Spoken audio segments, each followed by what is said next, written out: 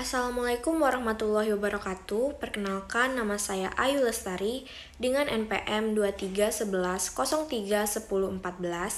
Di sini saya akan menjelaskan materi terkait konsolidasi pada anak perusahaan yang dimiliki penuh.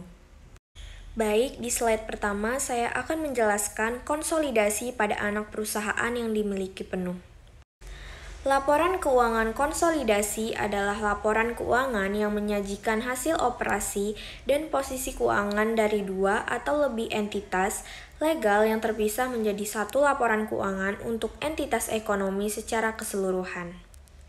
Untuk mencapai hal tersebut, proses konsolidasi memerlukan prosedur untuk mengeliminasi semua transaksi kepemilikan antar perusahaan dan transaksi antar perusahaan.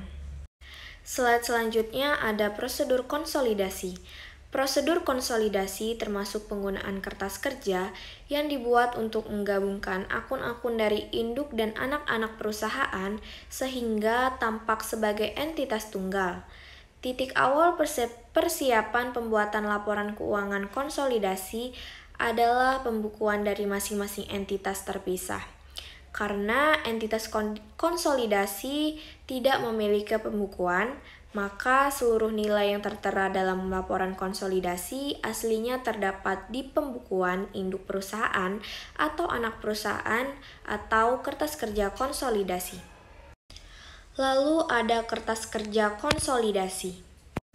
Kertas kerja konsolidasi atau consolidation work paper merupakan mekanisme yang efisien untuk menggabungkan akun-akun dari perusahaan yang terpisah yang akan dikonsolidasikan dan untuk menyesuaikan saldo gabungan menjadi angka yang akan dilaporkan seakan-akan semua perusahaan yang dikonsolidasi tersebut adalah perusahaan tunggal.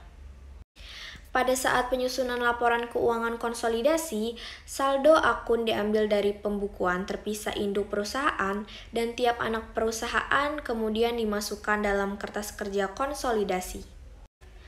Laporan keuangan konsolidasi disusun setelah semua penyesuaian dan eliminasi dari saldo yang terdapat dalam kertas kerja konsolidasi. Slide selanjutnya ada karakteristik ayat jurnal eliminasi.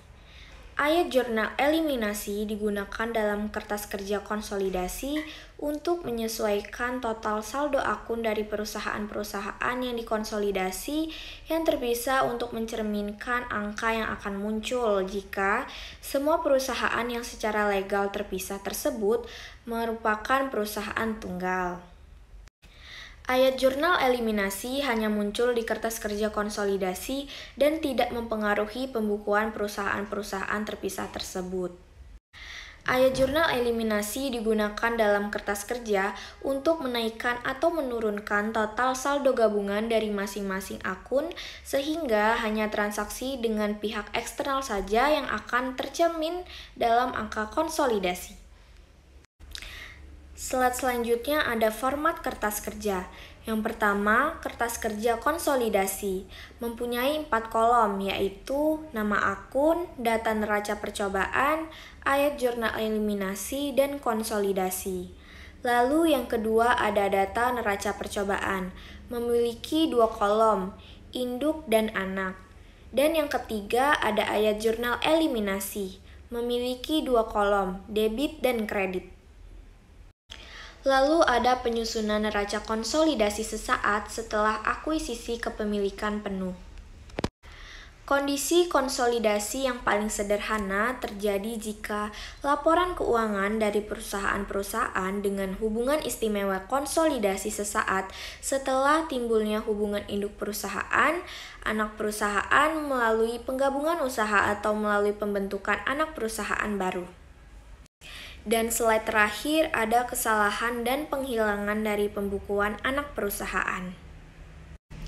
Dalam beberapa kasus, kesalahan dan penghilangan disebabkan semata-mata karena pencatatan tidak memadai. Jika terdapat kesalahan dan penghilangan tersebut, harus dilakukan koreksi langsung di pembukuan anak perusahaan pada tanggal akuisisi. Koreksi ini diperlakukan sebagai penyesuaian periode sebelumnya sesuai dengan PSAK 25.